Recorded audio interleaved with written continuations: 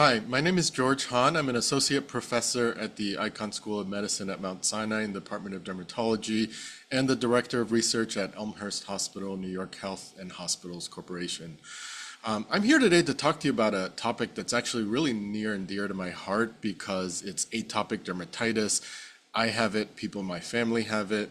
A lot of our patients have it, right? And right now we're in New York in the bitter cold in the winter season where everybody's hand eczema and everything is flaring. And so it's appropriate time to think about our treatment paradigms and regimens for atopic dermatitis.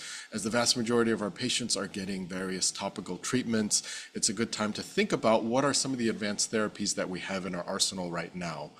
Of course, we know that we have a lot of different topical steroids ranging from very mild to moderate to very strong, super potent topical steroids. And one of the challenges that always comes into play is as we're trying to titrate to the right strength, we have the stronger ones, the less strong ones. We find that sweet spot, we find the regimen that works.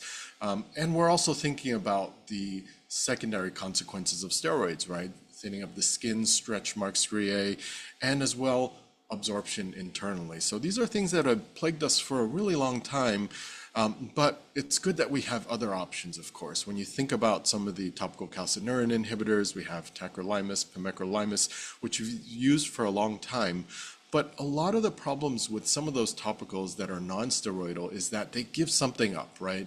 Either you're talking about decreased efficacy, or you're also thinking about the topical tolerability in terms of stinging and burning and challenges that people overcome when they're using it. Those are significant things when we're thinking about our patient experience. And so that's where some of the newer therapies come into play. We have, of course, a lot of very kind of different products that now give us different capabilities. When you think about crisaborole, which came out a couple of years ago, it's nice to finally have another mechanism, topical phosphodiesterase inhibition, which we think of as quite safe. But our experience with that has been that it's not so potent, and still a lot of those tolerability concerns around the stinging and burning really affected our patients. So it's great that we now have more options.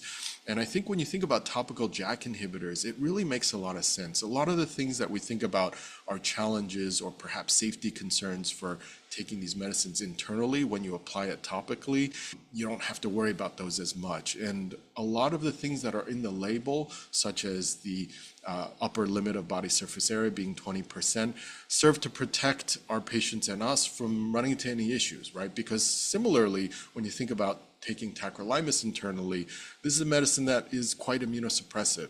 So when you think about using a topical medication, we're really bypassing some of those things. And what you get out of it, I think, is really a level of tolerability and efficacy that we really haven't seen before. We don't have anything else in our armamentarium that really is quite as efficacious. What I often like to quote to my patients is thinking about medications that we know what to expect from, right? Topical triamcinolone, 0.1% is something we all give. And it was really interesting in the phase 2 trials of Opzelura versus other, either the vehicle or other medications. It wasn't a head-to-head comparison, but it was nice to see that topical triamcinolone and Opzelura on the same figure, and you can actually see very similar, perhaps a little bit better efficacy from Opzelura. So I think that really gives us a nice place to put it in terms of what to expect from the medication. And if you really think about it, you know, as our paradigms are shifting, why do we reach for topical steroids so much? And a lot of it is actually because they're easy to get for our patients. Because when you think about it, steroids are not the top of mind thing that we should be giving because of all the side effects that we've seen. I mean, I've seen those patients coming in their 40s and 50s after using decades of steroids. Their skin is paper thin. You can see all their blood vessels. They've got stretch marks everywhere. And so by utilizing some of these novel topicals a little earlier, we can really help our patients have a better treatment regimen in terms of something easier to remember rather than thinking about all these different potencies of steroids. But also we prevent some of those side effects in the long term from happening. And I think that's really where we're utilizing a lot of these medications and being able to provide our patients with simplicity, efficacy, and a better quality of life. So we've utilized a lot of Opzelura in our practice for atopic dermatitis. We're trying to use it early and earlier in our treatment just because it makes things so much simpler for our patients. They can use it anywhere.